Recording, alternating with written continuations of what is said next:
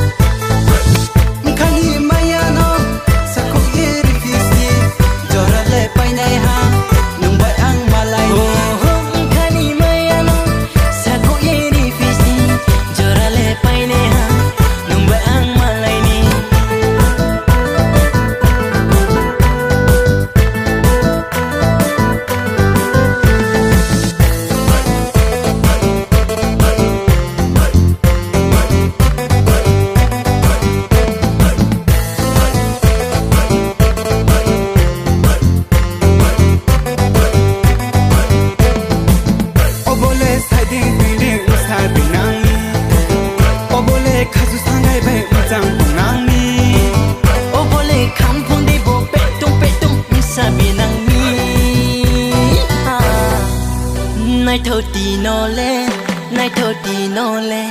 nay thôi đi nó lên, ô nay thôi đi nó lên.